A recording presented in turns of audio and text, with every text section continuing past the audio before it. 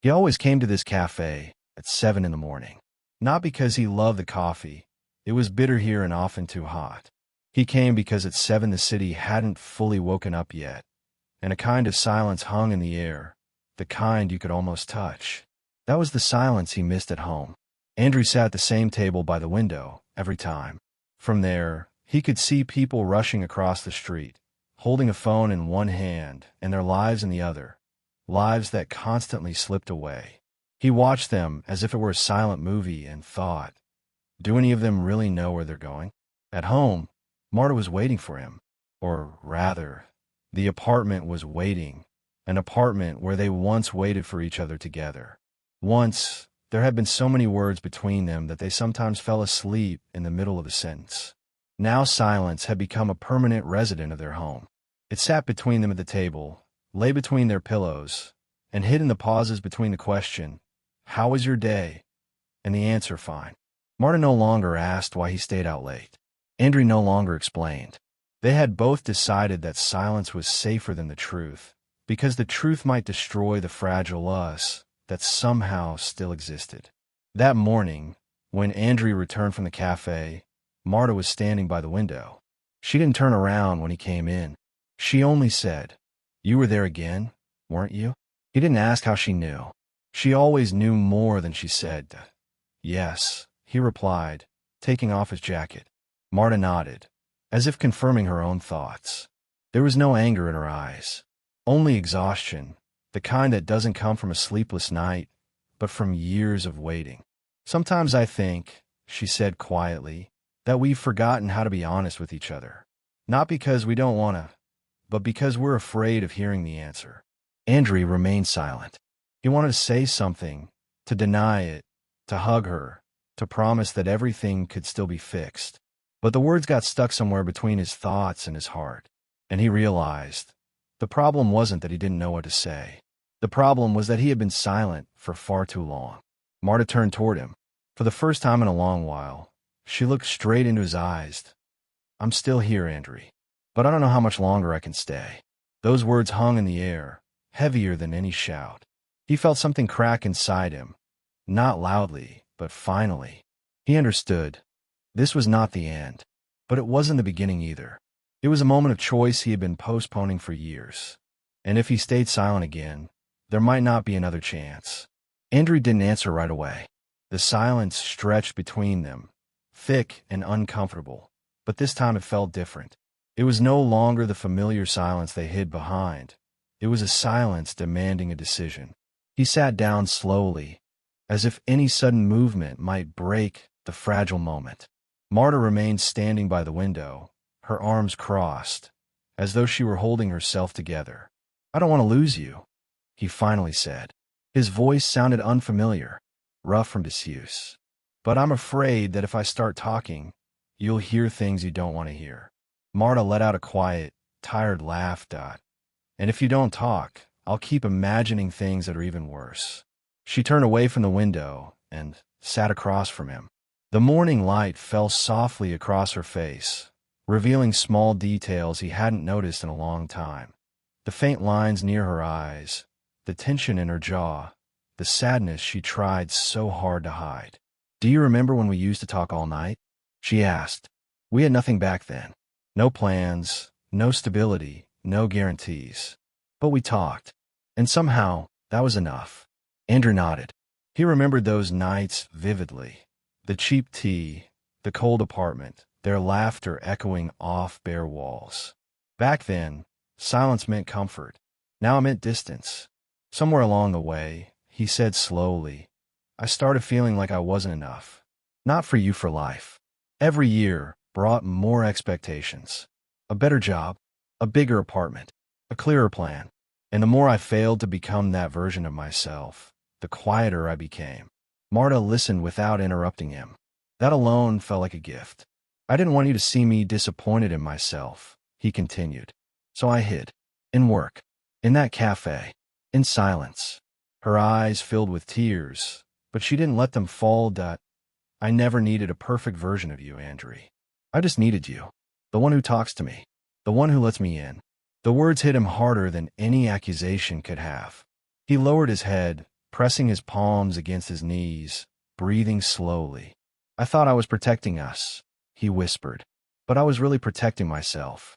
Marta reached out, hesitating for a moment before placing her hand over his. The simple touch sent a familiar warmth through him, a reminder of everything they still had, and everything they were close to losing. "I'm not asking for promises," she said softly. "I'm asking for honesty, even if it's messy, even if it hurts." He looked up at her, truly looked at her, and for the first time in years he felt something close to courage. "I'm scared, Marta," he admitted. "Scared that I'll never be enough. Scared that one day you'll wake up and realize you deserve more." She squeezed his hand gently. "And I'm scared that one day I'll wake up next to someone who doesn't let me know what he feels." They sat there for a long time, speaking in fragments, unfinished sentences, half-formed thoughts, confessions that didn't always make sense. Some words hurt. Some brought relief.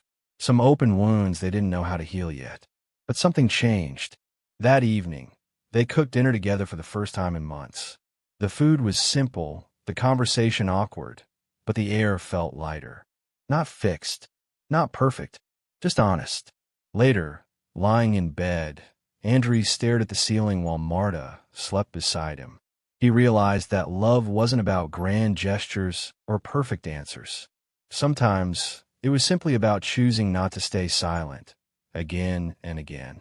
And for the first time in a long while, he believed that choice might still be enough. Morning came quietly, without alarms or rushed movements. The pale light slipped through the curtains, settling softly over the room. Andrew woke first. For a moment, he lay still, listening to Marta's breathing beside him, slow, steady, real. It felt like proof that the night before had not been a dream. He turned his head slightly and watched her sleep. There was something vulnerable about her like this, without the armor she carried during the day. He wondered how many times she had watched him sleep while holding questions she was afraid to ask. Carefully, he slipped out of bed and went to the kitchen. The apartment felt different this morning. Still the same walls, the same furniture, but lighter, as if the air itself had shifted. He made coffee, the familiar sound grounding him. When Marta appeared in the doorway, wrapped in a sweater, he felt a quiet nervousness rise in his chest. This was the moment after honesty, the moment when reality either pulls people closer or exposes how fragile things really are. "Morning," she said softly. "Morning," he replied, handing her a cup. They stood there, sipping in silence. But this silence felt new. It wasn't heavy. It wasn't hiding anything. "I kept thinking last night," Marta began, "about how easy it is to lose each other without even leaving." Andrew nodded. "I didn't realize how far I'd gone until you said you were lonely. That word, it scared me." She leaned against the counter, studying him. "I was lonely with you. And that was the hardest part to admit." He swallowed. "I don't want to be that person anymore. But I don't know how to change overnight." "I'm not asking for overnight," she said. "I'm asking for effort. Consistency. Even when it's uncomfortable." They talked for hours that day. Not in dramatic speeches, but in small, honest pieces. About expectations they never discussed.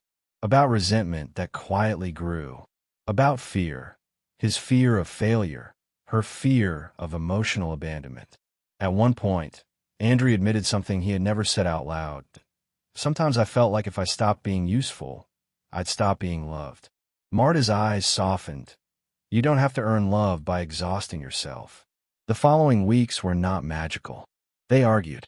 Old habits resurfaced.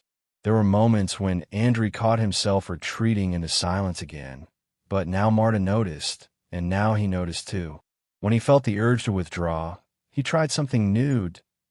"I don't know how to say this yet," he would tell her. "But I'm trying." And surprisingly, that was enough to start. They began creating small rituals. Evening walks without phones, Sunday breakfasts, one honest question a day. Some questions were easy. Others opened doors they were tempted to close again. But they kept choosing to walk through them together. One evening, months later, they sat on the balcony watching the city lights flicker on. "Do you think people can really change?" Marta asked. Andrew thought for a long moment. "I think people can learn to stop running from themselves." And that changes everything. She smiled faintly and rested her head on his shoulder.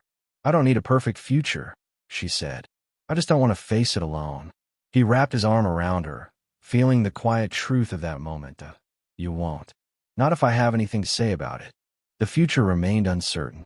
There were still fears, still unanswered questions, still days when doubt crept back in. But now there was something stronger than fear: presence. Andrew understood something he had avoided for years. Love wasn't about being strong all the time. It was about being seen when you weren't. It was about choosing connection over comfort, words over silence, honesty over pride. That night, as they turned off the lights, he felt a calm he hadn't known in a long time. Not because everything was resolved, but because for the first time, he was no longer hiding.